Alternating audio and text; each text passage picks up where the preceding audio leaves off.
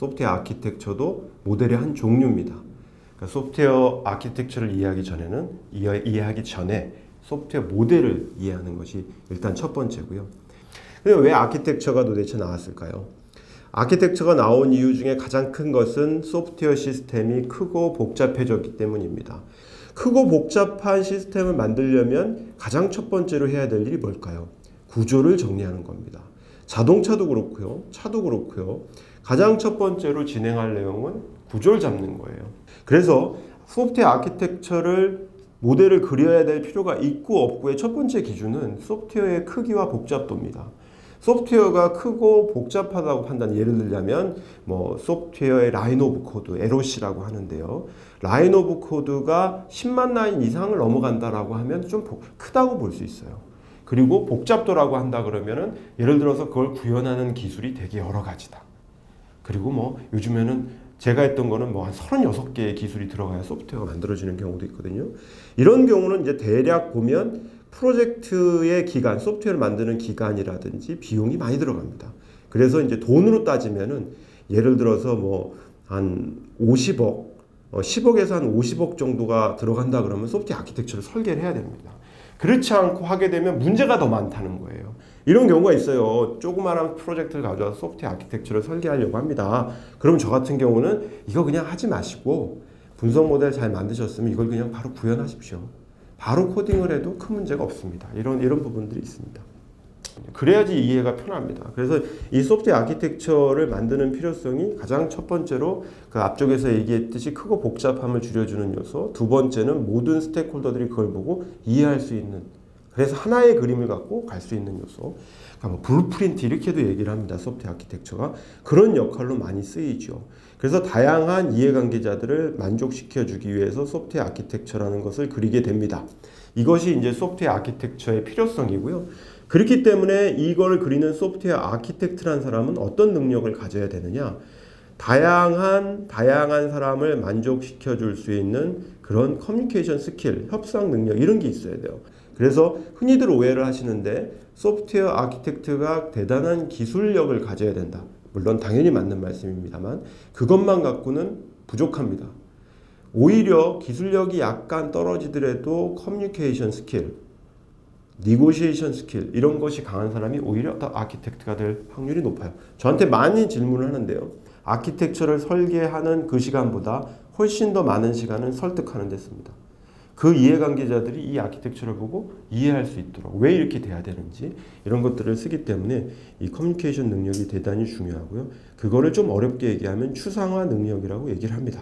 그러니까 여러분들이 아키텍트가 되고자 한다면, 아키텍처를 잘 만들고자 한다면 추상화 능력을 키우셔야 됩니다. 그 추상화 능력에 대해서는 지금 제가 장표로 보여드리는데 어떤 스테이크홀더의 이해관계자들의 이해에 따라서 자유자재로 자기가 표현해내는 능력이라고 얘기할 수 있습니다. 자, 그러면 이제 아키텍처를 어떻게 설계할 것인가?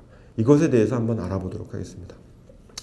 아키텍처를 설계할 때 여러분들이 설계를 하게 된다면 요리를 한다고 생각해도 요리를 이제 직접 한다고 생각하면 재료를 만들어야 되잖아요. 그 재료를 모으는 것 중에 가장 중요한 재료가 뭐냐 하면 비기능적 요구사항이에요. 기능적 요구사항은 아키텍처를 설계할 때 크게 도움이 되지 않습니다. 도움이 되지 않는다는 게 아니라 영향을 미치지 않습니다. 아주 세부적인 기능 요구사항들을 굳이 알지 않아도 아키텍처 설계가 가능하다는 거죠. 그래서 재료로 잡을 때 상위 수준의 기능 요구사항과 비기능 요구사항을 가지고 아키텍처를 만듭니다. 비기능 요구사항도 크게 보면 품질과 제약사항으로 구분할 수 있을 텐데요. 품질이라고 하는 게 그럼 뭐냐? 소프트웨어 품질. 이것에 대해서 여러분들이 좀 이해를 못하는 경우가 많아요. 기능과 비기능의 차이. 이것에 대해서 먼저 이해를 하셔야 되는데요. 기능 요구사항. 기능이 영어로 뭡니까? function입니다. 기능은 영어로 function이. 수학에서는 그거를 함수라고 부르죠. 함수라고 하는 것의 정의, 기능이라고 하는 것의 정의는 어떠한 인풋, 그걸 x셋이라고 부르기도 하죠. 인풋 값이 y셋, 아웃풋으로 변형되는 게 기능이에요.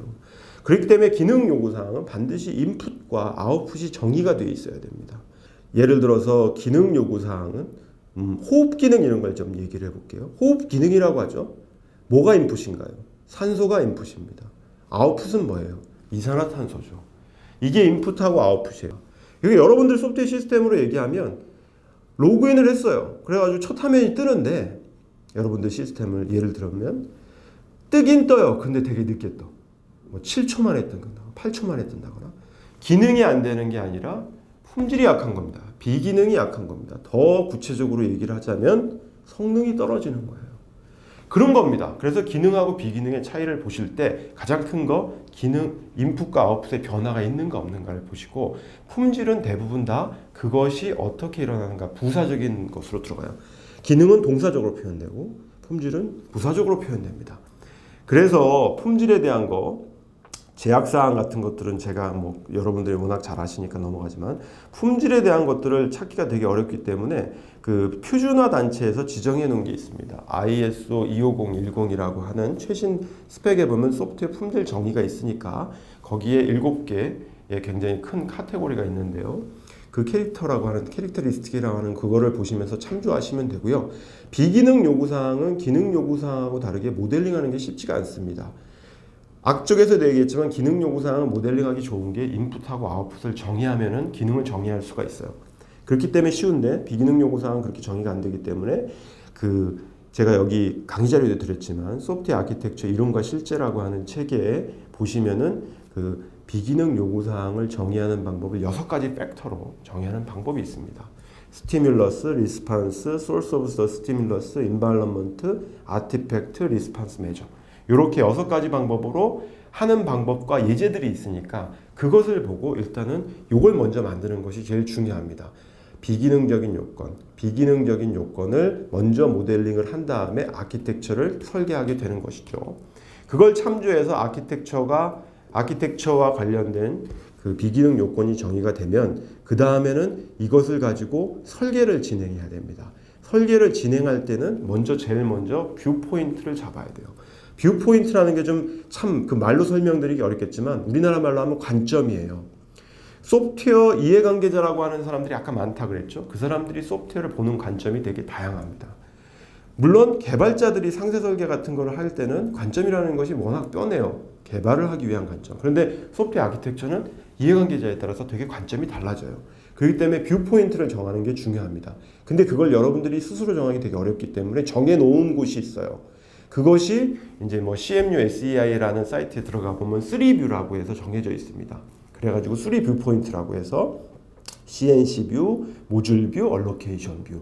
그래서 소프트웨어가 동작하는 형태의 모습, 소프트웨어가 이 정적이죠. 코드로 변해가는 모습, 소프트웨어하고 난 소프트웨어, 뭐 예를 들면 하드웨어죠. 이들이 이렇게 얼로케이션, 이렇게 올라가서 돌아가는 모습, 이런 것들을 3가지 형태로 나눠서 그리면 소프트웨어 아키텍처가 잘 된다. 이런 게 있고요. OMG라고 하는 진영이 있습니다. UML 만든 그쪽이죠. 그쪽에서는 4+1 뷰라고 하는 것을 합니다. 그 중에서 이제 유스케이스 뷰라고 하는 것은 이제 아키텍처 뷰가 아니기 때문에 4+1 뷰라고 하는데 거기는 4가지로 지정을 해놨어요. 이 4가지로 보통 뷰 포인트를 잡고 그림을 그려라. 그래서 그림이 보통 4종류가 이렇게 나오거든요. 그 외에도 5뷰도 있고요. 뭐 굉장히 많습니다. 뷰 포인트. 그 중에서 여러분들이 필요로 하는 것을 선택해서 쓰는데 제가 판단하건대 처음 시작하시는 분들은 간단한 걸 쓰시는 게 좋습니다. 어려운 걸 쓰는 것보다 간단한 거. 그래서 저는 보통 3뷰를 얘기하고 있거든요. 3가지 뷰 포인트만 가지고 그려라. 왜냐면 너무 많으면 복잡해지니까. 그거와 관련된 설명도 이 소프트웨어 아키텍처 이론과 실제라는 책과 소프트웨어 아키텍처 문서화라는 책에 들어 있습니다. 그래서 그 뷰 포인트를 잡아놓은 다음에 그 뷰 포인트대로 그림을 그리는 것이죠. 그렇게 설계를 해서 예를 들어서 뭐 3뷰를 그린다 그러면 CNC 뷰, 런타임 뷰라고 부르기도 하는데 이런 것들은 주로 이제 뭐 소프트웨어를 이해시키기 위한 어떤 뭐 프로젝트 매니저라든지 이런 사람에 주로 쓰이고 뭐 모듈 뷰라고 하는 것들은 소프트웨어를 직접 개발하는 개발자, 코더 이런 분들한테 좀 쓰이고요. 네트워크라든지 유지보수라든지 뭐 하드웨어를 직접 뭐 설계하는 이런 분들은 얼로케이션 뷰를 쓴다든지 이렇게 그 요구사항과 맞게끔 딱딱딱 맞춰갖고 딱 내보내는 것이죠. 그 다음에 이제 이거는 굉장히 짧게 얘기하는데 아키텍처 평가라고 하는 부분이 있습니다. 이게 뭐냐면 이 아키텍처가 우리가 원래 요구한 대로 만들어졌는가를 보는 거거든요. 그럼 뭐겠습니까?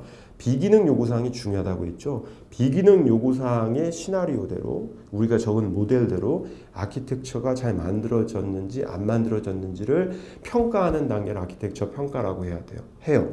근데 이 아키텍처 평가가 중요한 이유는 아키텍처 자체가 실제 돌아가는 모습이 아니고 그림일 경우가 많기 때문에 이 그림이 제대로 그려졌는지 실제 돌아가는 게 있으면 돌려보면 알겠죠. 그러니까 그런 부분들을 보기 위해서 아키텍처라는 평가 단계가 있습니다. 그래서 다시 한번 요약을 해보면 소프트웨어 아키텍처도 소프트웨어 모델 중에 하나입니다.